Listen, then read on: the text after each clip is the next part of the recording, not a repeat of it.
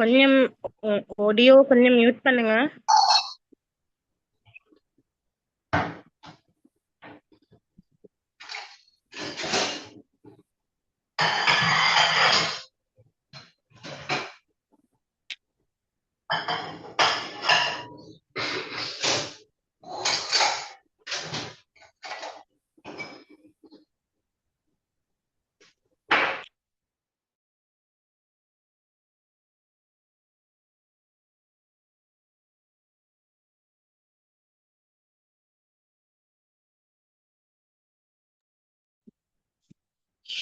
بسم الله الرحمن الرحيم.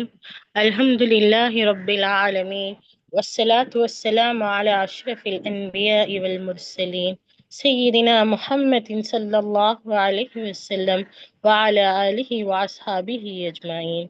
اللهم صل على وسلم وبارك على محمد. وقال الله تعالى في القرآن الكريم: بسم الله الرحمن الرحيم. يرفع الذين آمنوا منكم والذين أوتوا العلم درجات والله بما تعملون خبير. صدق الله العليم.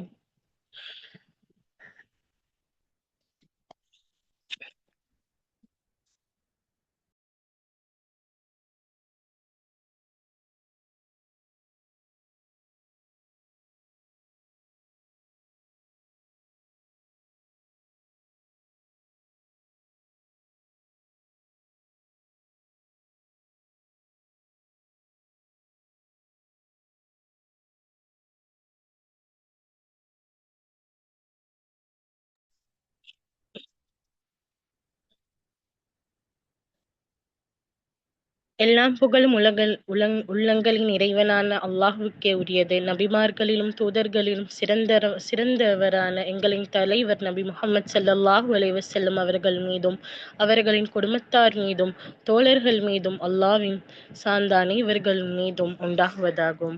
அஸ்ஸலாமு அலைக்கும் வரஹ்மத்துல்லாஹி வபரகாத்துஹு. பிஸ்மில்லாஹிர் ரஹ்மானிர் ரஹீம். அன்பார்ந்த சகோதரிகளுக்கும் இன்னும் அல்லாஹுடைய நல்லடியார்களுக்கும் அனைவருக்கும் ஜஸாக்குமுல்லாஹ் ஹைரா. எல்லாரோட வேலையும் நீங்க ஒதுக்கி வச்சுட்டு இன்றைக்கு அல்லாஹ்வோட மஜ்லிஸ்ல வந்து உட்கார்ந்திருக்கிறீங்க. உண்மையிலே இது ஒரு பெரிய பாக்கியம். எனக்கும் சரி உங்களுக்கும் சரி அல்லாஹ் தந்திக்கிறான். அல்லாஹ்வை பத்தி அவன் ரசூலை பத்தி அவன் மார்க்கத்தை பத்தி நாங்க படிக்கிறதுன்றது சாதாரணமான ஒரு விஷயம் இல்லை. அதே மாதிரி அதை கேட்கறது, அதுக்கு ஒரு டைம் ஒதுக்கி அதை அல்லாஹ் வந்து அதை கேட்கக்கூடிய பாக்கியத்தை எங்களுக்கு தாரதுன்றதும் சாதாரணமான ஒரு விஷயம் இல்லை. உண்மையிலே பெரும்பாலும் நிறைய பேருக்கு இது தெரியுமா இருக்கும். உண்மையிலே அல்லாஹ்வோட ரஹ்மத் யாருது மேல அல்லாஹ் இன்றைக்கு அல்லாஹ்வோட ரஹ்மத்தான பார்வையை பார்க்கிறானோ அவங்களுக்கு தான் இந்த ஒரு புனிதமான பாக்கியத்தை அல்லாஹ் தருவான். ஹைர் அல்ஹம்துலில்லாஹ். இன்றைக்கு எனக்கும் உங்களுக்கும் அல்லாஹ் இப்படிப்பட்ட ஒரு பாக்கியத்தை தந்திக்கிறான்.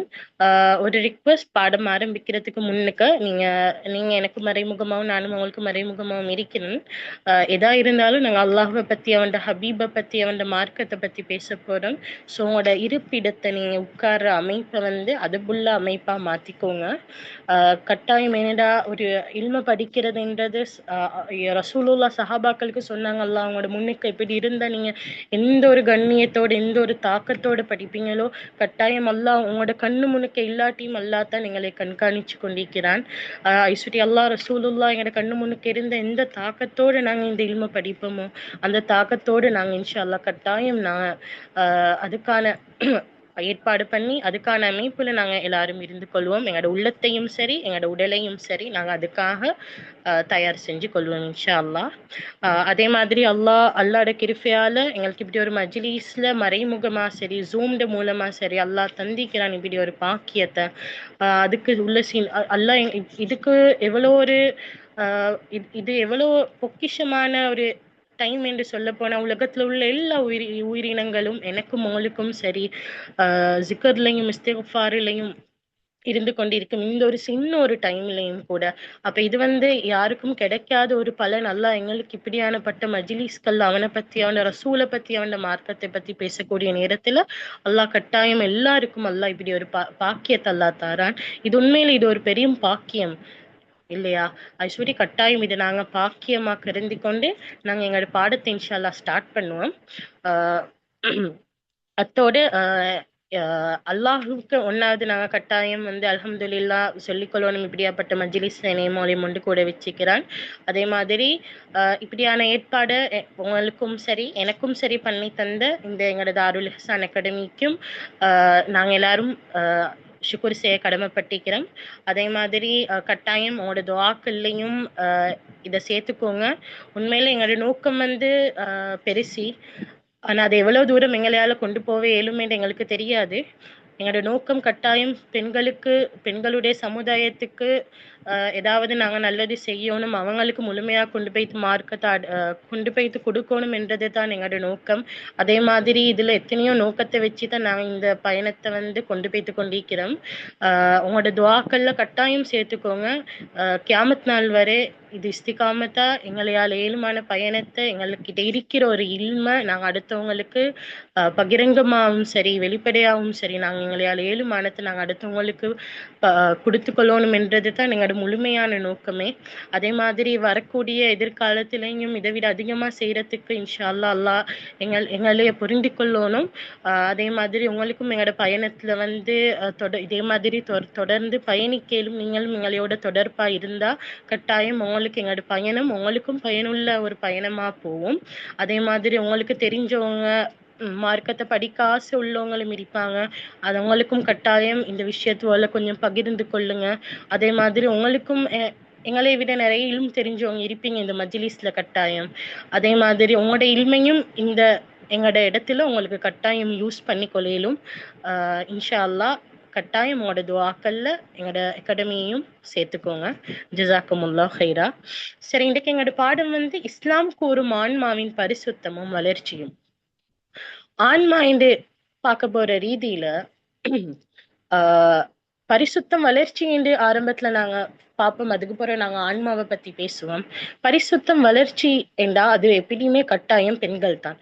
உடலாய்க்கட்டும் அழகாய்க்கட்டும் என்னதான் இருக்கட்டும் பெண்களுக்கு தான் பரிசுத்தம், எப்படி ஒரு விஷயத்த பரிசுத்தம் படுத்தணும், அதை எப்படி வளர்ச்சி பண்ணணும் என்றது வந்து எல்லாமே பெண்களால செய்யலுமான விஷயம்.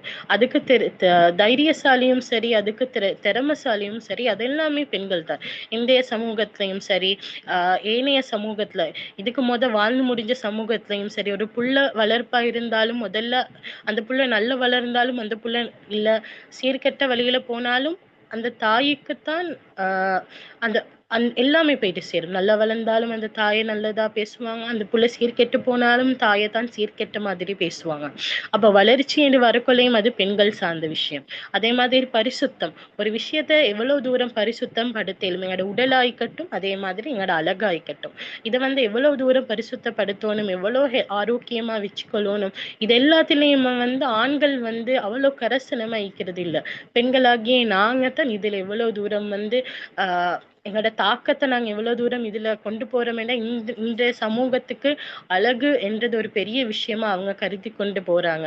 அப்ப அழகு என்று எங்களை எவ்வளவு தூரம் நாங்க அழகு பண்றோம் என்ற சமுதாயம் எங்களை பாக்குறாங்களே, இவங்க பார்த்தீங்களே அப்படி பேசிடக்கூடாது, இவங்க இவ்வளவு அழகைக்கிறாங்க இன்னைக்கு வைட்னிங் கிரீம் பூசி, ஏன் நாங்க நாளைக்கு இவ்வளவு அழகாக கூடாது அப்படி என்ற ஒரு சமுதாயம் அவ்வளவு தூரம் எங்களை தள்ளி தள்ளி நாங்க இப்படி ஒரு நிலைமைக்கு வந்து நின்றுக்கிறோம்.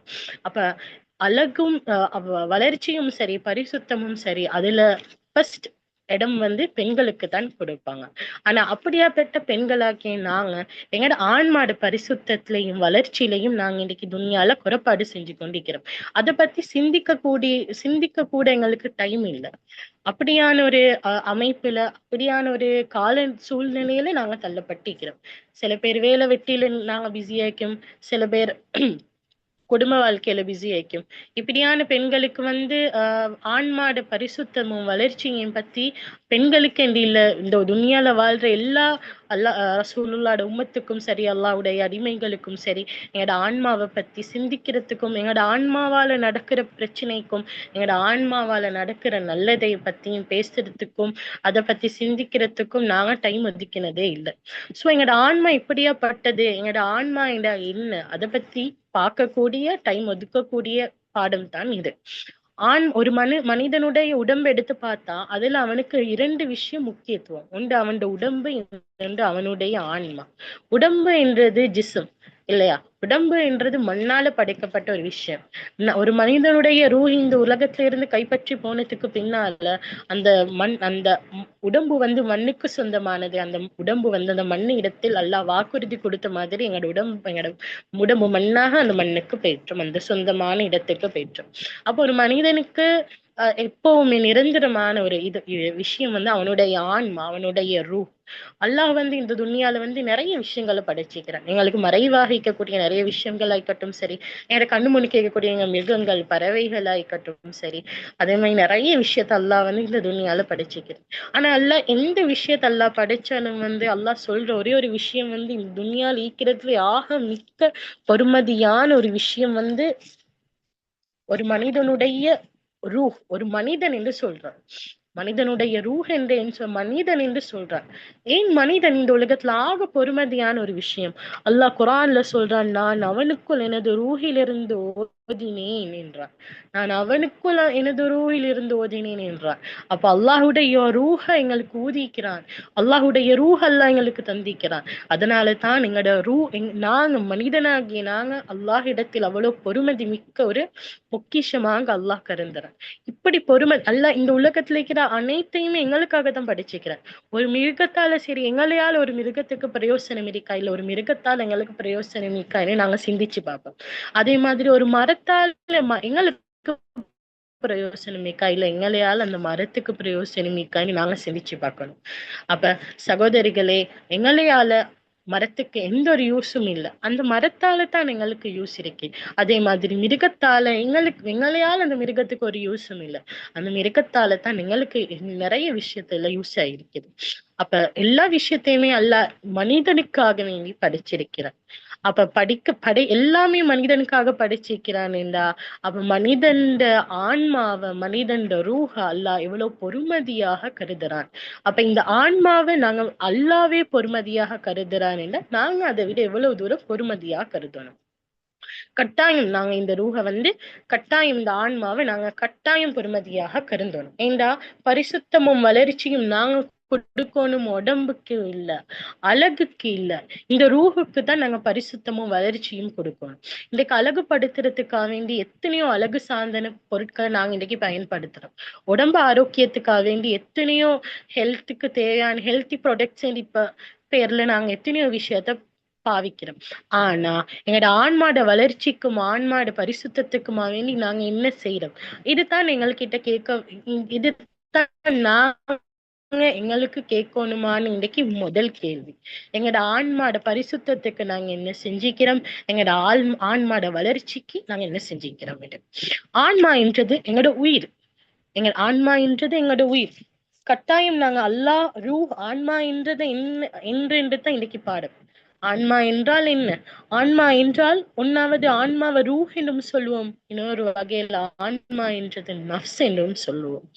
அல்லாஹ்வின் படைப்பால் உயிர் தன்மை, மனிதனின் உள்ளுணர்வு, மனநிலை, விருப்பங்கள் அனைத்தும் இதுள்ளுக்கே அடைந்தது. ஆன்மா இல்லாமல் உடல் உயிரற்றது என்று சொல்லிடும். விலகுதா? அதே மாதிரி ஆன்மா தூய்மையாக இருந்தால் மனிதன் நல்ல செயல்களுக்குள் ஈடுபடுவான். ஆன்மா என்றது வந்து ஒரு மனிதனுக்கு எவ்வளவு நெகட்டிவிட்டியும் கொடுக்கலுமான உண்டு, அதே மாதிரி பாசிட்டிவிட்டியும் கொடுக்கலுமான உண்டு. அப்ப ஆன்மா பலவிதமான முறையில ஒரு மனிதனுடைய உணர்வுகள் அனைத்தையுமே வந்து இந்த ஆன்மா தான் கண்ட்ரோல் பண்ணி வச்சுக்குது. அப்ப எங்களோட உடம்பு என்றது வெறும் நாங்க ஒரு மனிதன் என்ற நாங்க மனிதன் என்ற ஒரு கன்சிஸ்டன்ட் ஒரு இதை காட்டுறதுக்கு தான் உடம்பு. மற்றபடி எல்லாமே வந்து எங்களோட ரூஹ் தான், எங்களோட ஆன்மா. அப்ப நாங்க சிந்திக்கணுமான விஷயம், நாங்க எப்படியாப்பட்ட மனிதர் என்றத எங்களோட ஆன்மா எப்படியாப்பட்டது என்றதுல இருந்து தான் நாங்க வந்து அதை நாங்க யோசிக்கணும். அப்ப நாங்க இன்னைக்கு யோசிக்கணுமான முதல் விஷயம், நாங்க எப்படியாப்பட்ட ஒரு ஆத்மா. நாங்க ஆன்மா ஆன்மா என்றது எங்கட புழக்கமான பேச்சு ஆத்மா என்றது இல்லையா? சரி, நாங்க அப்ப யோசிக்கணும், நாங்க எப்படியாப்பட்ட ஒரு ஆன்மா எல்லா இடத்துல. நீங்க உங்களோட உள்ளத்துல கைய வச்சு அதை யோசிச்சு பாருங்க. கண்ணை பொத்தி நீங்க எப்படியாப்பட்ட ஒரு ஆன்மா? நீங்க நல்ல ஆன்மாவா, கெட்ட ஆன்மாவா? உங்களோட சிந்தனை எப்படி இருக்குது எந்த எல்லாத்தையுமே யோசிச்சு பாருங்க இந்த இந்த நிமிடம். அப்பதான் இந்த பாடம் முடியறதுக்குள்ள உங்களோட ஆன்மாட வகைய உங்களுக்கு கண்டுபிடிச்சு உங்களோட ஆன்மாட இத வடிவ உங்களுக்கு இன்ஷா அல்லாஹ் நல்ல வடிவா மாத்திக்கொள்ளிடும். அமைதி, சோர்வு, போராட்டம் இந்த 3 விஷயத்துக்குள்ளதான் ஒரு மனிதன் அடைஞ்சிக்கிறான். அமைதி, சோர்வு, போராட்டம். இந்த 3ம் இல்லாட்டி ஒரு மனிதனுடைய வாழ்க்கை இல்லை. அப்ப இந்த 3மே ஒரு மனிதனுக்கு ஆன்மால இருந்து வரக்கூடிய விஷயம். அப்ப நீங்க யோசிங்க, நான் ஒரு அமைதியான ஒரு மனிதனா, சோர்வான ஒரு மனிதனா, போராட்டமான ஒரு மனிதனா என்று. இப்ப நீங்க யோசிக்கணுமானது உங்களோட இதயம் எந்த நிலைமையில இருக்குது அப்படின்னு. சரி, நீங்க அப்படியே யோசிச்சுட்டு இருக்கீங்க. நாங்க இதயத்துடைய ஆன்மாவுடைய நிலைகளை பார்த்துட்டு வருவோம். ஃபர்ஸ்ட்டுக்கு ஆன்மாவுடைய நிலைகள் 3ஆ பிரிக்கப்படும். ஒன்னாவது பாருங்க, ஆன்மாவின் நிலைகள் 3ஆ பிரிக்கப்படுறதுல ஒன்னாவது நஃப்சுல் அம்மாரா என்று சொல்லுவோம். நஃப்சுல் அம்மாரா, இப்ப நான் ஆரம்பத்திலே சொன்னேன், ஆன்மா என்றது ஆஹ் ஆன்மா என்றது ஒரு மனிதனுக்கு எவ்வளவு தூரம் பாசிட்டிவா கொடுக்கிறதோ, அதே மாதிரி அந்த மனிதனுக்கு அவ்வளவு தூரம் நெகட்டிவ் என்ற ஒரு விஷயத்தையும் கொடுக்கும். சரியா? பாசிட்டிவ எடுத்து நெகட்டிவ எப்படி வீசுறது, அதை எப்படி கண்ட்ரோல் பண்றது என்றது எங்களோட கையில இருக்குது. விளங்கிச்சா? அதே மாதிரி இப்ப நாங்க எப்படியாப்பட்ட மனிதனா ஈக்கிறோம் என்றதை நான் சொல்றேன். எங்களோட மனசு என்ன தோணுதோ நாங்க அதைத்தான் செய்வேன். சரியா? எங்களோட மனசுக்கு எது சரியோ நாங்க அதைத்தான் செய்வேன். அப்ப நாங்க அல்லாஹுக்கு அடிமை இல்ல, எங்களோட மனசுக்கு தான் அடிமை. அப்ப மனசு அந்த நஃப்ஸ்ன்றது எங்களோட கட்டுப்பாட்டுல இல்லை, நாங்கத்தான் நஃப்ஸோட கட்டுப்பாட்டுல இருக்கிறோம். ஒரு மனிதனை பார்த்து அவன் இன்றைக்கு நல்ல நின்றதும் எங்களோட நஃப்ஸ். அதே மாதிரி அந்த மனிதனை பார்த்து அவன் நாளைக்கு கெட்டவன் என்றதும் எங்களோட நஃப்ஸ் தான். அப்ப 2 மாதிரியும் எங்களோட சேர்ந்து எல்லா விதத்திலையும் டபுள் ரோல் கொடுக்கறதும் எங்களோட நஃப்ஸ் தான்.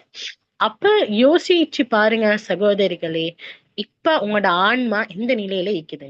நஃப்சுல் அம்மாரா என்றது ஒரு நிலையான ஒரு நிலை, ஒரு வகையான ஒரு ஆன்மா. அது ஒரு மனிதனை தீமைக்குள்ள கட்டளையிட்டு வச்சுக்கும். தீமை சைட்ல தான் அந்த மனிதன் அவன் வச்சுப்பான்.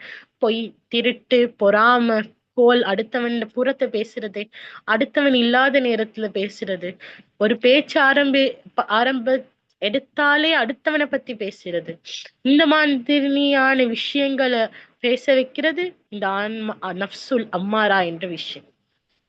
சிந்திங்க, நீங்க இந்த நஃப்சுல் அம்மாரா என்ற நஃப்ஸ் உங்களோட இருக்குதா என்று. 2வது, இந்த நஃப்ஸ் இந்த நஃப்ஸுக்கு பேரு நாங்க சொல்லுவோம் நஃப்சுல் லவ்வாமா என்று. இது நான் குற்றம் கூறும் நஃப்ஸை சாட்சி வைத்து சாத்தியம் செய்கின்றது. இந்த நஃப்ஸ் எப்படிப்பட்ட நஃப்ஸ் என்றா, நஃப்சுல் லவ்வாமா என்ற நஃப்ஸ் எப்படிப்பட்ட நஃப்ஸ் என்றா,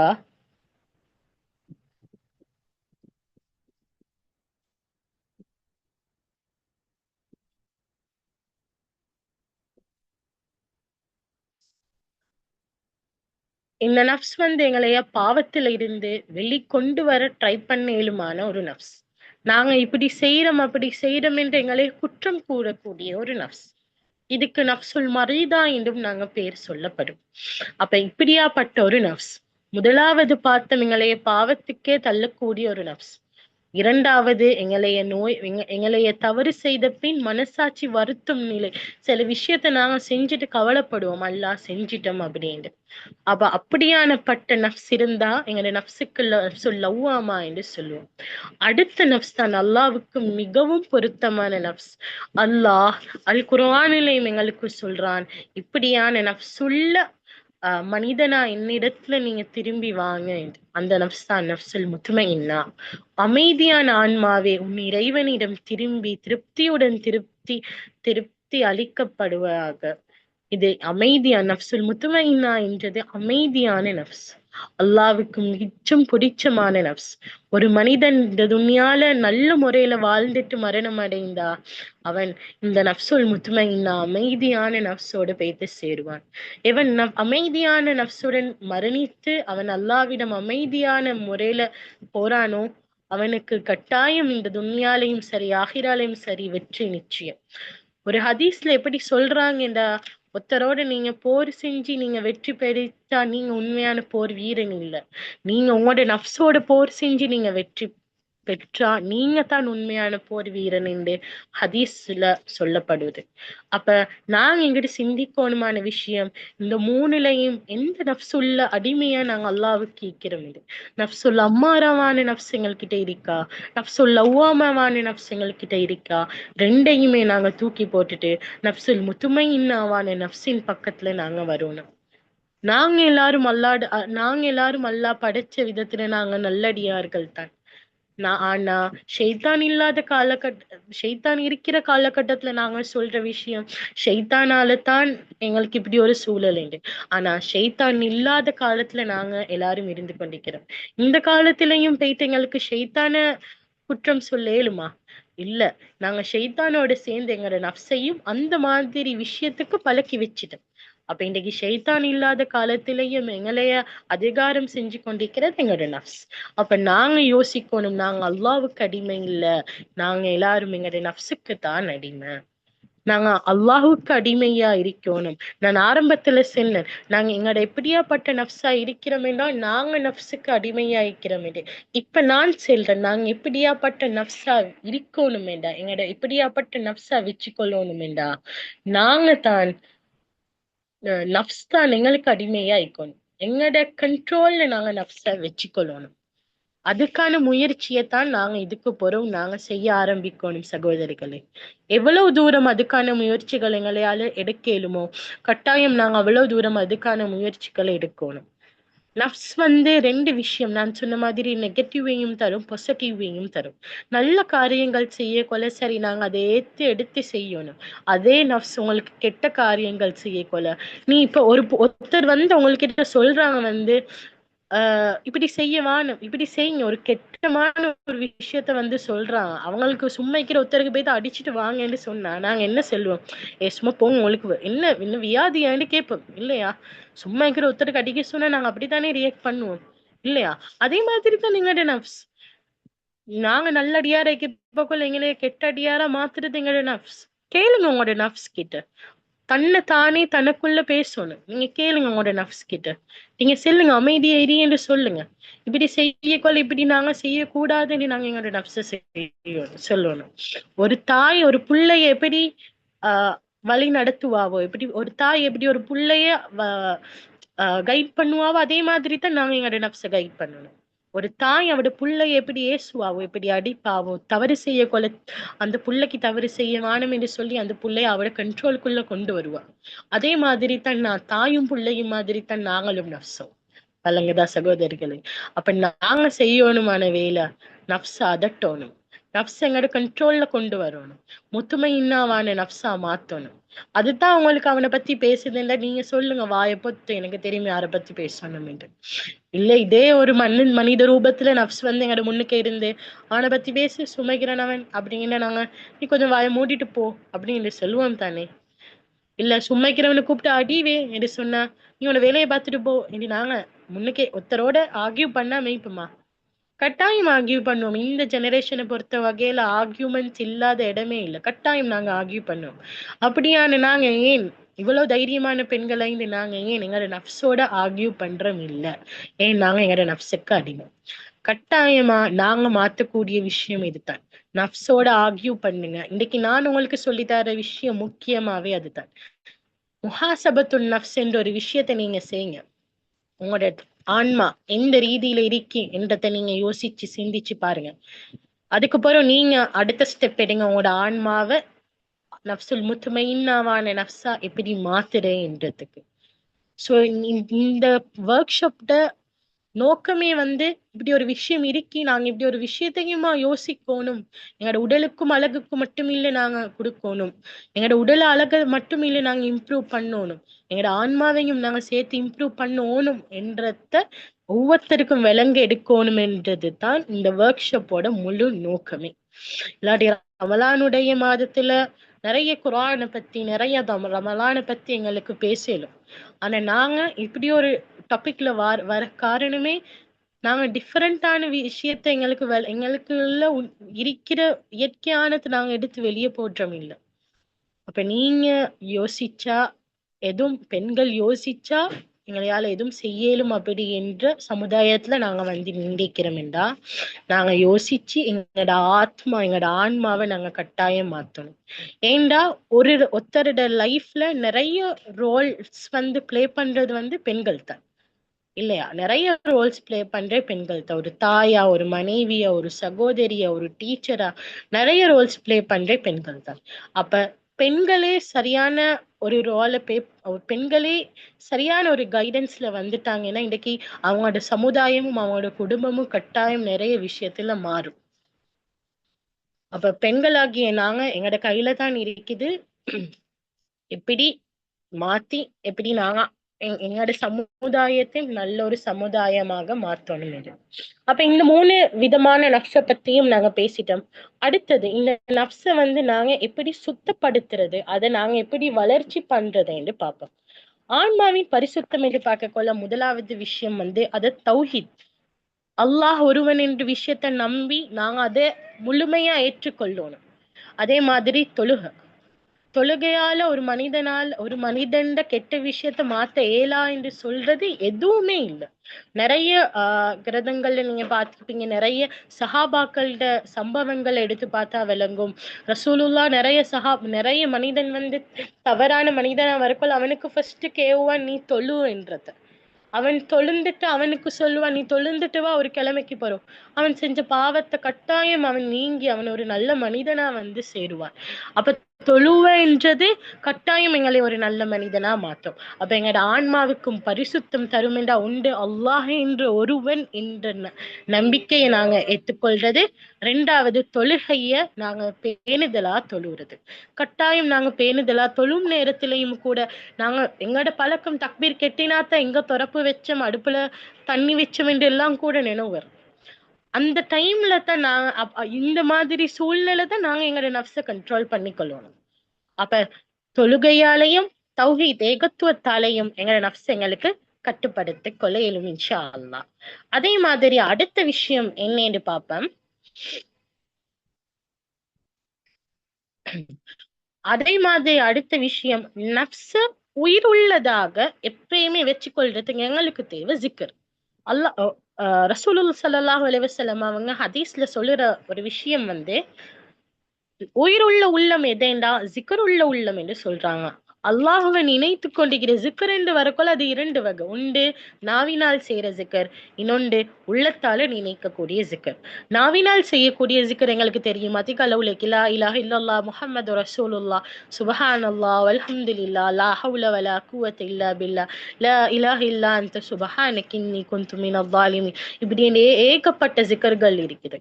ஆனால் உள்ளத்தால செய்யக்கூடிய ஜிக்கர்களும் அதே மாதிரி அல்லாஹுடைய படைப்பினங்களை வர்ணிக்கிறதும் சரி, அது ஆழ்ந்த சிந்தனையில போறதும் சரி, இந்த மாதிரி விஷயங்கள் தான் எங்களோட ஆத்மாக்கு தேவை. இந்த மாதிரி விஷயங்கள் தான் எங்களோட ஆன்மா நிம்மதி அடையும். இப்ப நாங்க ஒரு ஜெனரேஷன்ல இருக்கிறோம், ஸ்ட்ரெஸ், டிப்ரெஷன் இந்த மாதிரி வேர்ட்ஸ் தான் நிறைய சுத்தி வர கேட்டுக்கொண்டிருக்கிறோம். எல்லாருக்கும் தேவை நிம்மதி நிம்மதி என்று. நிம்மதி எங்களுக்கு கடையில போயிட்டு சல்லி கொடுத்து வாங்க இயலாம், விளங்குதா? நாங்களும் ஈஸியா சொல்லிடுவோம், நிம்மதியை கடையில போயிட்டு சல்லி கொடுத்து வாங்க இயலுமேடா வாங்கிடுவோம். நிம்மதி எங்கள்கிட்ட தான் இருக்குது. நாங்க தான் எங்கள்கிட்ட இருக்கிற நிம்மதியை எடுத்து வெளியே போற்றோம் இல்ல, விளங்குதா? நிம்மதி எங்கள்கிட்ட இருக்குது. நாங்க நிம்மதிய வந்து ஒரு ஓரத்துல போட்டு உள்ளுக்க வச்சுட்டோம். நீ எனக்கு தேவையில்ல, நான் பாத்துக்கொள்றேன்.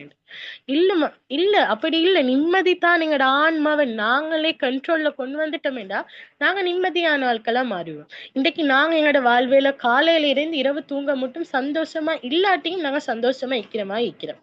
எங்களோட ஸ்டேட்டஸ் எல்லாம் நல்ல ஹாப்பியா இருக்குது. ஆனா நான் இரவு தூங்க கொள்ள எங்களோட மனசு எவ்வளவு தூரம் பாரமாயிக்குது. அப்ப எங்களோட ஆன்மா நல்ல நிலைமையில இல்ல. அது நப்சுல் லவ்வாமா என்ற நிலைமையில எங்களோட ஆன்மா இருக்குது. அப்ப யோசிங்க, ஏதோ உங்களோட ஆன்மாவுக்கு நோய் இருக்குது, அதை எப்படியான முறையில நாங்க சரி செய்ய இயலுமெண்டு. இதே எங்களோட உடம்புக்கு நோய் இருந்துச்சுண்டா நாங்க அதுக்குரிய ஒரு டாக்டர் ஸ்கின் பிரச்சனையா ஸ்கின் டாக்டர் கிட்ட போயிட்டுருவோம். இல்ல வேற என்ன சரி பிரச்சனையா அந்த சார்ந்த டாக்டரை போயிட்டு நாங்க அதுக்கான மருந்து எடுத்து வந்துருவோம். அதை நாங்க மிச்ச நாளைக்கு நாங்க நீண்ட விட மாட்டோம். இல்ல அதே எங்களோட அழகு ரீதியான பிரச்சனை என்னைய விட அடுத்த வீட்டுல இருக்கிறவ வெள்ளி வைக்கிறாவா, அவ பூசுறதை விட நல்ல ஒயிட்னிங் குவாலிட்டியான ஒயிட்னிங் கிரீம் இன்னைக்கு நான் பூசி நான் வெள்ளி ஆவிடுவேன். இதுதான் இன்னைக்கு சமுதாயம் இருக்குது. ஆனா எங்களோட உள்ளத்துல இருக்கிற நோய் அது வெளியிறங்க யாருக்கும் விளங்காம இருக்கிற சுட்டி தான் நாங்களும் அதை கவனிக்காம இருக்கிறோம். இல்ல எங்களோட உள்ளம் இவ்வளவு கஷ்டத்தோட நிம்மதி இல்லாம போராட்டத்தோட சோர்வாய்க்கிறது அடுத்த ஆட்களுக்கு விளங்கும் என நாங்க எப்பயும் எங்களோட உள்ளத்தையும் சரி செய்ய ரெடி ஆகிருவோம். நான் ஒரே ஒரு விஷயம் சொல்றேன். அல்லாஹ் சொல்றான், அவன் யாருடையும் வெளிரங்கத்தை பாக்குறான் இல்ல. உங்களோட வெளிரங்கம் அழகா இருந்தா அல்லாஹ் உங்களோட மீது அன்பு காற்றான் இல்ல. உங்களோட உள்ரங்கம் அழகா இருந்தா தான் அல்லாஹ் எங்களோட மீது அன்பு காற்றான் கட்டாயமா. எங்களோட உள்ரங்கம் நல்ல உள்ரங்கமா இருந்தா தான் அல்லாஹ் எங்களோட மேல அன்பு காட்டுறான். அல்லாஹ் அவன் ரஹ்மத் எங்களுக்கு தாரான். அவன் ரிஸ்க் எங்களுக்கு தாரான். எல்லா விதத்தையும் எங்களோட உள்ரங்கம் நல்லமா இருந்தா தான் அல்லாஹ் கிட்ட இருந்து எல்லாம் எங்களுக்கு கிடைக்கும். அப்ப நாங்க அல்லாட பொருத்தத்தை அடையணும் என்றா எங்களுக்கு இந்த உள்ரங்கத்துடைய வளர்ச்சியும் பரிசுத்தமும் முக்கியம். எங்களோட உள்ளம் முத்துமையின்னாவான நப்சா கட்டாயமா மாறணும். இதுதான் இந்த பாடத்திட மொத்த சுருக்கமே சகோதரிகளே. அல்லாஹு அடையணும் என்றதுக்காக வேண்டி நாங்க எதை கூட செய்ய தயாரான அடிமைகளா நாங்க மாறணும்.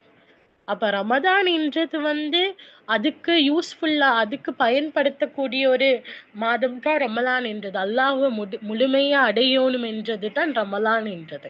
அப்ப அதுக்கு எங்களோட நப்ஸ் எவ்வளவு தான் அந்த நப்ஸ் அம்மாராவான நப்சாவும் லவ்வாமாவான நப்சாவும் இருந்துச்சுண்டா நாங்க என்ன அமல் இபாதத் செஞ்சாலும் எத்தனை தராவிஹ் தொழுந்தாலும் எத்தனை கியாமுல்லைல் தொழுந்தாலும் நாங்க மாற மாட்டோம். எங்களுக்கு அல்லாஹ்வுடைய பொருத்தத்தை பெற்றுக்கொள்ள இயலாமலே போயிட்டோம். அதுக்கு நீங்க தொழாம இருந்துட வேணாம். நீங்க அதோட சேர்த்து எங்களோட நப்சையும் முத்துமையின்னாவான நப்சையும் தயார் செய்யறதுக்கான முயற்சியை கட்டாயம் நானும் நீங்களும் செஞ்சு வருவோம். அதோட நோன்புடைய காலத்துல எப்படி எங்களோட பசி தாவத்தை நாங்க கண்ட்ரோல் பண்ணிட்டு வரோமோ அதே மாதிரி எங்களோட செல்ஃப் கண்ட்ரோல் என்று ஒன்று இருக்கு. எங்களோட நப்ச அதையும் எங்களோட கண்ட்ரோலுக்குள்ள நாங்க கட்டாயம் கொண்டு வருவோம். நாங்க 4 பேர் இது இப்படி பேசுவாங்க 4 பேர் அப்படி பேசுவாங்க என்று பயப்பட்டு தான் இந்த துனியால வாழ்ந்து கொண்டிருக்கிறோம். உண்மையா நானா சரி நீங்களா சரி இதுதான் உண்மை. யாருக்குமே இது இல்லை என்று சொல்லலாம். அல்ல 4 பேர் இதை பார்த்தா என்ன சொல்லிடுவாங்களோ என்று பயத்துல வாழ்ற நாங்க எங்களோட ரப்பு எங்களோட முன்னுக்கு நேர்ல இருந்தா அவன் எங்கள்கிட்ட என்ன சொல்லுவான் என்ற அந்த தக்குவா என்ற விஷயமே எங்கள்கிட்ட இல்லாம போய்த்தது. யாரோ ஒன்றுக்கும் இல்லாத 4 பேருக்கு பயப்புற்று நாங்க உண்மையான எங்களைய படைச்சு எங்களோட ரப்புக்கு நாங்க பயப்புற்றம் இல்ல. ஏன் அவன் எங்களோட கண் முன்னுக்க இல்ல. ஆனா அந்த 4 பேர் எங்களோட கண் முன்னுக்க இருக்கிறாங்க. அந்த 4 பேர் எங்களைய பார்த்து அசிங்கம் என்று சொல்லிடுவாங்க என்றதுக்காக வேண்டி நாங்க இன்றைக்கு அழகாகிறோம். அந்த 4 பேர் எங்களைய பார்த்து நீங்க நல்லா இல்லை என்று சொல்றதுக்காக வேண்டி நீங்க சுகமா இல்லை என்று சொல்றதுக்காக வேண்டி நாங்க சுகமாகிறோம். ஆனா எங்களைய படைச்சு எங்களுக்கு இரக்கம் காட்டக்கூடிய நாங்க கேட்காமலே எங்களுக்கு தரக்கூடிய ரப்புக்கா வேண்டி நாங்க இன்றைக்கு எதுவுமே செய்ய தயாரா இல்லை. அப்ப நாங்க எங்களோட தக்குவாவை நாங்க பயப்படணும் வேற யாருக்கும் இல்ல, ரப்புல் ஆலமீன் அல்லாஹ்வுக்கு தான் நாங்க கட்டாயம் பயப்படணும். தக்குவா என்ற விஷயத்த நாங்க கட்டாயம் எங்களுக்குள்ள கொண்டு வரணும். அல்லாஹும் மஹாத்தி நப்சி அல்லாஹும் மஹாத்தி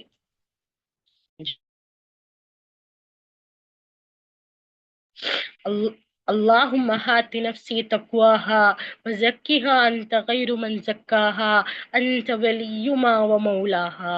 இந்த துவாவை நீங்க ஓதுங்க கட்டாயம். ஒவ்வொரு சுஜூத்திலையும் இந்த துவாவை நாங்க கட்டாயம் ஓதணும்.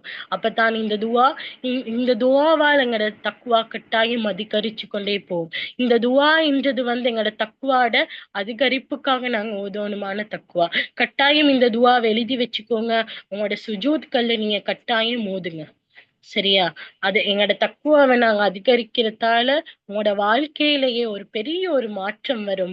நீங்க எந்த கடையில வாங்கணும் என்று தேடுறீங்களோ அந்த நிம்மதி அது உங்களுக்கு தானாலேயே உங்களையே தன்னால் அந்த நிம்மதி உங்களையே தேடி வரும். இன்றைக்கு ஏதோ உங்களுக்கு புரியுதோ புரியலையோ தெரியாது. ஆனா ஒரு கொஞ்சம் காலத்துக்கு பிறகு நீங்க உங்களோட நப்ச முத்துமையின்னாவான நப்சாக மாற்றினா, இன்னைக்கு நான் சொல்றது எவ்வளவு தூரம், இந்த விஷயத்த எவ்வளவு தூரம் தாக்கம் இருக்குது என்றது உங்களுக்கு கட்டாயம் புரியும். அடுத்த விஷயம் ஆன்மாவை கெடுக்கக்கூடிய காரணங்கள். ஒன்று ஷிர்க், அகந்தை, பொறு பொறாமை, உலக ஆசை. இந்த 4 விஷயமும் தான் ஒரு மனுஷன் ஆன்மாவை கெடுக்குது. ஷிர்க் என்று வச்சா நாங்க சிலை கெட்டுறோமா என்று கேட்பீங்க. இல்ல, நாங்க சிலை கெட்டுறோம் இல்ல. நாங்க அல்லாஹுக்கு அல்லாத இடத்துல இனத்தரை வச்சு நாங்க வணங்குறோம் இல்ல. சரி, ஆனா நாங்க ஏன் இனத்தரை நாங்க நம்பி போறோம்? இந்த மாதிரி விஷயத்துக்கு தான் நாங்க இங்கிட்டு இந்த காலத்துல ஷிர்க் நாங்க சொல்றோம். நாங்க நினைச்சிட்டு இருக்கிறோம் ஷிர்க்ன்றது நூஹ் அலைஹிஸ்ஸலாத்துல காலத்துல கெட்டினாங்க அந்த சிலை மட்டும் தான் ஷிர்க் அப்படின்ற இதுல மைண்ட் செட்ல தான் நாங்க இருக்கிறோம். இல்ல, நாங்க அல்லாவை நம்பாம இனத்துறை நம்பி போறோம். இனத்தோட தண்ணிக்காய்க்கட்டும், இனத்தோட ஓதலுக்காய்க்கட்டும் நாங்க நம்பி போறோம். இந்த விஷயம் தான் ஷிர்க். இதுதான் எங்களோட ஆன்மாவை கெடுக்கிற விஷயம். பொறாமை, அடுத்தவன் நல்ல இருக்கிறத பார்த்து, அடுத்தவன்கிட்ட இது இருக்குது எங்கள்கிட்ட இது இல்லை என்று பார்த்து நாங்க பொறாமை கொள்றோம். அது எங்கள்கிட்ட அதிகமாவே இருக்குது. அதை நானா சரி, நீங்களா சரி, எல்லாருக்கிட்டையும் இருக்கிற ஒரு விஷயம் தான் பொறாமை, பெருமை. இது எல்லாமே இருக்குது. பொறாமை என்றது அது எங்கள்கிட்ட வரக்கூடாத ஒரு விஷயம். எங்களைய பார்த்து எங்களையே பார்க்க வேணும். எங்களுக்கு மேலே இருக்கிறவங்கள பார்க்க வேணும். எங்களுக்கு கீழே இருக்கிறவங்கள பாருங்க. எங்களுக்கு அல்லாஹ் அல்ஹம்துலில்லாஹ் 2 கண்ணை பாக்குறதுக்கு விசாலமா தந்திக்கிறார். 2 கண் இல்லாதவங்களை பாருங்களேன் எவ்வளவு தூரம் கஷ்டப்படுறான்னு. எங்கள்கிட்ட ஒரு ஊடு ஒரு கார் தான் இருக்குதுண்டா, நீங்க 2 ஊடு 4 கார் இருக்கிறவனை பார்க்க வேணும். ஒரு ஊடும் ஒரு காரும் இல்லாம குடிசை வீட்டுல இருக்கிறவனை பார்த்து நீங்க அல்லாஹ்வுக்கு ஷுக்ர் செய்யுங்க. இப்படியான ஆன்மாவா எங்கட ஆன்மாவா மாத்துங்க. 4 காரும் 2 ஊடும் இருக்கிறவனை பார்த்துதான் எங்கட ஆன்மா நஃப்சுல் அம்மாராவான ஆன்மா எங்களைய கெடுக்கக்கூடிய வழிக்கு எங்களைய கொண்டு போவோம். நீங்க இறங்கி வரணுமே. ஒன்றுமே இல்லாதவனை பார்த்து மன திருப்தி அடைந்த அல்லாவுக்கு ஷுக்குர் கொண்டு வாங்க. 4 காரு 2 ஊடிக்கிறவனை விட அல்லாஹ் எங்களையும் உங்களையும் நல்ல நிலைமையில கொண்டு சேர்ப்பான். துன்யால வாழ்க்கை எங்களுக்கு தேவையில்லை. ஆஹிராவுடைய வாழ்க்கை தான் எங்களுக்கு நிரந்தரமான வாழ்க்கை. உலக ஆசை, உலகம் இப்ப நாங்க வாழ்றதுல எனக்கு உலகமே தேவையில்ல, உலகம் சம்பந்தப்பட்ட எனக்கு எதுவுமே தேவையில்ல அப்படின்னு எங்களையால வாழ இயலாது. விளங்கிச்சா? ஆனா ஒரு மனுஷனா உலகத்துக்கு மட்டும் இல்லாம ஆஹிராவுக்கும் சேர்த்து நாங்க பேலன்ஸ் பண்ணிட்டு போனோமேடா நாங்க சக்சஸ் தான். உலகம் இல்லாம எங்களையால வாழலாம். உலக ஆசை என்று சொன்னா எல்லாரும் கேட்கக்கூடிய கேள்வி இதுதான். உலகம் இல்லாம நாங்க எப்படி வாழ்றது? படிக்காட்டி சம்பாதிக்கலாம், உண்மைதான். சல்லி இல்லாட்டி நிம்மதியா வாழலாம், சரி, அதுவும் உண்மைதான். படிக்காதவனை சமுதாயம் ஏற்றுக்கொள்ளாது, அது எல்லாமே உண்மைதான். அப்ப இதெல்லாம் உலகத்தை சார்ந்தே தானே. நீங்க ஏன் உலக ஆசை வானம் என்று சொல்றீங்க என்று எல்லாரும் கேட்கிறாங்க. உலக ஆசை என்று சொல்றது அற்பமான உலகத்துல நீங்க போய்த்து மூழ்க வானம் என்று சொல்றது. உலகம் உலகம் சல்லி சல்லி என்று மட்டும் வாழ வானம் என்று சொல்றது இந்த சமுதாயம். அப்ப உலக ஆசை அற்பமானது. அல்லாஹ் சூரா ரஹ்மான்ல அழகா சொல்றேன், குல்லு மன் அலைஹா ஃபான் வயபுகா வஜ்ஹு ரப்பிக ஸுல் ஜலாலி வல் இக்ராம். இந்த உலகத்துல இருக்கிற அனைத்துமே அழியக்கூடியது. யாரை தவிர வயபுகா மீதமாயிருக்கும் ஸுல் ஜலாலி வல் இக்ராம். அல்லாஹுவை தவிர அனைத்துமே இந்த உலகத்துல அழியக்கூடியது. அப்ப கடைசிக்கு மீதமாய்க்கக்கூடியதும் எங்களோட ரப்பு தான். ஆரம்பத்துல எங்களுக்காக இருக்கிறதும் எங்களோட ரப்பு தான். அப்ப இப்படி சுத்தி பார்த்தா உலகத்தோட நாங்க எங்களோட ஆஹிராவுடைய வாழ்க்கையும் ஆஹிராவுடைய வாழ்க்கையோட நாங்க உலகத்தை பேலன்ஸ் பண்ணி போற ஆட்களா மாறினா நாங்க நஃப்சுல் அம்மாரா கிட்ட நாங்க மாட்டிப்பட மாட்டோம். அதே மாதிரி அடுத்த விஷயத்த பார்ப்போம், ஆன்மீக வளர்ச்சியின் பலன்கள். நான் எங்களோட ஆன்மாவை முத்துமையின்னாவான ஆன்மாவா மாத்தினா மன அமைதி. நான் சொல்றேனே, அந்த அமைதி அந்த நிம்மதி என்று நாங்க எந்த கடையில வாங்கலுமே என்று தேடுறோமோ அந்த அமைதியைத்தான் உங்களுக்கு முத்துமையின்னாவான நஃப்ஸ் தருவோம். நல்ல குணநலம், நல்ல குணம் என்றது இந்த காலத்துல பெரும்பாலுமான ஆட்களுக்கே இல்லை. அது எங்களுக்குமா இருந்தாலும் சரி, செல்ஃபிஷா ஆயிக்கிறோம், பொறாமப்படுறோம், பெருமை இன்னொரு விஷயத்த அவங்கக்கிட்ட இல்ல அது எங்கள்கிட்ட இருக்கேன்னு நாங்க பெருமைப்படுறோம். இந்த நல்ல குணங்கள் எங்கள்கிட்ட இல்ல. அல்லாத தர்ஜாலே எங்கட நற்குணங்களை வச்சு எங்களோட நற்குணங்களோட ஸ்கேல் உயர்ந்துற அது பாரமா இருந்தாலே எங்களுக்கு சொர்க்கம் தான். அப்ப நல்ல குணம் என்றது எவ்வளவு முக்கியம். அது நாங்க எல்லாம் நல்ல அடியார்கள் தான், நான் சொல்ற மாதிரி. அப்ப எங்கட ஆன்மா கெட்ட ஆன்மாவை இருந்தா நாங்க கெட்ட அடியார்கள், எங்கட ஆன்மா நல்ல அடியாரை இருந்தா நாங்க நல்ல அடியார்கள். சோ அப்ப எங்கட ஆன்மாட கையில தான் இருக்கு நாங்க நல்ல அடியார்களா கெட்ட அடியார்களா என்றது மாத்துறதுக்கு. அப்ப இன்ஷா அல்லாஹ் நல்ல குணங்களையும் வளர்க்கிறது தான் எங்கட ஆன்மாவுக்கு தேவையான ஒரு விஷயம். அப்ப இந்த இந்த மாதிரி விஷயம் தான் மன அமைதி, நல்ல குணம், இந்த மாதிரி விஷயம் தான் எங்களைய நஃப்சுல் முத்மயின்னாவின் பக்கம் கட்டாயம் கொண்டு போயிட்டு சேர்க்கும். அப்ப நான் நினைக்கிறேன் இன்றைக்கு உள்ள பாடம் வந்து கட்டாயம் பிரயோசனமான பாடமா இருக்கும். நீங்க இப்ப முதல்ல நீங்க யோசிச்சாலும் சரி, அப்படி இல்லாட்டி ஒரு தாள்ல எழுதி கொண்டாலும் சரி, ஒரு தாள்ல அமைதியா ஒரு இடத்துல உட்கார்ந்து எழுதுங்க. நீங்க என்னத்துக்கு இந்த துன்யாக்கு வந்திருக்கிறீங்க? ஒரு மனுஷன் கட்டாயமா இந்த இந்த விஷயத்தை நான் செல்ல வர அடிப்படையான விஷயத்துக்கு சரியான பதில அவன் தெரிஞ்சு கொள்ளணும். சரியா? ஒரு மனிதன் என்னத்துக்கு இந்த துன்யாவுக்கு வந்திருக்கிறான்? சரியா? ரெண்டாவது விஷயம், இவன் நான் யார்? இப்ப உதாரணத்துக்கு என் பேர் ஹாஜரா இருந்த நான் ஹாஜரா இல்ல. நான் யார்? நான் யார் அல்லாவுக்கு? நான் ஹபீபுக்கு, நான் ரசூலுல்லாவுக்கு நான் யார்? அல்லாஹ் எனக்கு ஏனையே இந்த துன்யாவுக்கு அனுப்பிக்கிறான் என்ற ஐடென்டிட்டிய நீங்க விளங்க எடுத்துக்கோங்க. நீங்க கொண்டு வாங்க உங்களுக்குள்ள இருக்கிற ஐடென்டிட்டிய. அப்பதான் நாங்க எங்களையே நாங்க ஏமாத்தி கொண்டிருக்கிறோம் என்றது அது எல்லா ரீதியா உண்மை. தன்னைத்தானே ஏமாத்திரம் அது நாங்களும் செஞ்சு கொண்டுதான் நிற்கிறோம். அல்லாவுக்கா வேண்டி அதுல இருந்து நீங்க வெளியே வாங்க. ஒரு தாள்ல எழுதுங்க. இல்லையா, எழுதி சிந்திக்க டைம் இல்லையா, இரவு தூங்குறதுக்கு முன்னுக்கு கண்ணை பத்தி ஒரு 10 நிமிஷம் முஹாசபத்து நஃப்ஸ கட்டாயமா செய்யுங்க. கட்டாயம் இன்ஷா அல்லாஹ் அல்லாஹ் எங்களுக்கு ஒரு விழிப்புணர்வை தருவான். என்னையும் சரி உங்களையும் சரி இந்த நஃப்ஸ் என்ற ஆன்மா என்றொரு கெடுதியான ஆன்மாலிருந்து எங்களை பாதுகாத்து அல்லாஹ் முத்துமையின்னாவான ஆன்மாவோட மௌத்த எனக்கும் உங்களுக்கும் அல்லாஹ் அத தரட்டும் கட்டாயம். என்றா அமைதி இல்லாத நஃப்ஸ் கட்டாயம் நரகத்தின் பக்கம் தான் போய்த்து சேரும். அமைதியான ஆத்மாவுக்கு மட்டும் தான் அல்லாஹ் இடத்துல அல்லாஹ் இடம் கொடுக்கிறான். இந்த திருப்பி திருப்பி அல்லாஹ் எல்லா இடத்திலையும் சொல்லிட்டே தான் இருக்கிறான். குர்ஆன்ல நீங்க நிறைய தர்ஜுமாக்கள் எடுத்து பார்த்தா விளங்கும். அல்லாஹ் சொல்றான், நோயான நஃப்ஸ எங்கட நஃப்ஸ ஆக்கிக்கொள்ள வேணும் என்று. நாங்க முதல்ல எதுக்குமே எங்கட அமல்களை நாங்க கூட்டிக் கொள்றதுக்கு முதல்லையும் சரி, மத்த காரியங்கள்ல நாங்க நல்ல விதமா இருக்கிறது முன்னால எங்களோட நஃப்ஸ நல்ல நஃப்ஸாக மாத்திக்கொள்ளணும். கட்டாயம் அதுக்கான முயற்சிய ஸ்டெப்பை இண்டே செஞ்சுக்கோங்க. சினோரு பாடமாய்க்கட்டும், உங்களுக்கு தெரிஞ்ச விஷயமாய்க்கட்டும், இது உண்மையில ஒரு புதிய விஷயம் ஒன்று இல்ல, இது அவ்வளவு பெரிய ஒரு விஷயம் ஒன்று இல்ல ஒரு அவர் பேசுறதுக்கு. சரி, ஆனா இதோட நோக்கமே வந்து எல்லாரும் இதுல சிந்திக்கணும் என்றது தான் என்னையும் நோக்கம், எல்லாரிடையும் நோக்கம். கட்டாயம் டைம் எடுத்து சிந்திங்க. நீங்க யாரு, உங்களோட நஃப்ஸ் இப்ப எந்த நிலைமையிலேக்கு எந்த நிலைமைக்குரிய நஃப்ஸா மாத்தணும், உங்களோட நஃப்ஸ் முத்துமை இன்னவா வராததுக்கு காரணம் என்ன என்றிட்ட நீங்க தான் உங்களோட நஃப்ஸுக்குள்ள கேட்டு கண்டுபிடிக்கணும். ஏண்டா உங்களையும் ரப்பையும் தவிர உங்களோட நஃப்ஸை வேற யாராலையுமே அறிய இயலாது.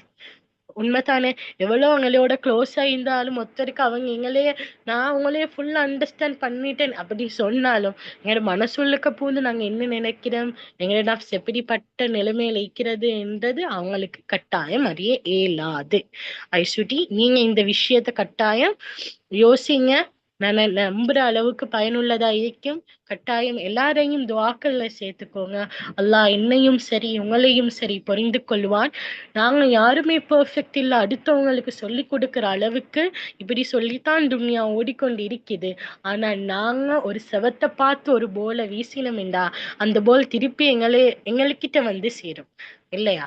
அதே மாதிரி நானும் பெர்ஃபெக்ட் இல்ல. நான் இன்னைக்கு நோக்கமே உங்களுக்கு வந்து ஒரு விஷயத்த சொல்றேனேண்டா நானும் அந்த விஷயத்துல இன்னும் மேலதிகமா அதுல ஒரு ஸ்டெப் முன்னுக்கு போயிட்டு நானும் எனக்கு ஏன் நப்ச நானும் முத்துமையின்னாவான நப்சா மாத்துறதுக்கு எனக்கும் ஒரு வழி உங்களால கிடைக்கும் என்றதுதான் என்னுடைய நோக்கம். அதனால நீங்களும் யாருக்கா வேண்டி ஏதாவது சொல்லி கொடுக்க போனீங்கன்னா யோசிக்க வேணும், நானும் பெர்ஃபெக்ட் இல்லை என்றது. கட்டாயம் வந்து எல்லாரும் பெர்ஃபெக்ட் இல்லை. எவ்வளவு தான் ரசூலுல்லா சஹாபாக்களுக்கு பிறகு வந்து நல்ல இமாம்களாய்க்கட்டும் அவங்களுக்கும் பிறகு வந்து யாருமே பெர்ஃபெக்ட் இல்லை. நாங்க பெர்ஃபெக்ட் இல்லை அப்படி என்று இருந்த எங்களோட இல்மு நாங்க பதுக்கி பதுக்கி வைக்க இயலாது. விளங்குதா? பெர்ஃபெக்ட் இல்லாததுக்காக வேண்டி பதுக்கவான. நீங்க செவத்தை பார்த்து போல வீசினா அந்த போல் எங்களே திருப்பி வரும் என்று நினைச்சு கொண்டு உங்கள்கிட்ட இருக்கிற இல்ம கட்டாயமா கொடுங்க. எவ்வளவு தூரம் பெண்களுக்கு ஒரு ஒரு விஷயத்த நீங்க கொண்டு போயிட்டு சேர்த்து நல்ல சமுதாயமா கொண்டு வரீங்களோ, கட்டாயம் உங்களோட மௌத்துக்கு அப்புறம் கியாமத் மட்டும் அந்த நன்மை எங்களையே வந்து அடைஞ்சு கொண்டே இருக்கும். அதனால மார்க்க விஷயத்துல எவ்வளவு தூரம் முக்கியத்துவம் காட்டலுமோ அவ்வளவு தூரம் முக்கியத்துவமா இருங்க. நான் இன்ஷால்ல அந்த துவாவை எடுத்து அந்த குரூப்ல நான் போட்டுடுறேன். அப்ப இன்ஷால்ல எல்லாருக்கும் அந்த துவா பயனுள்ளதா இருக்கும். கட்டாயம் எல்லாரையும் எல்லா துவாக்களையும் சேர்த்துக்கோங்க. ஜஸாக்குமுல்லாஹு ஹைரா. சுபஹானக்கல்லாஹும்ம பிஹம்திக அஷ்ஹது அன் லா இலாஹ இல்லா அன்த அஸ்தக்ஃபிருக வ அத்தூபு இலைக. அஸ்ஸலாமு அலைக்கும் வ ரஹ்மத்துல்லாஹி வ பரகாத்துஹு.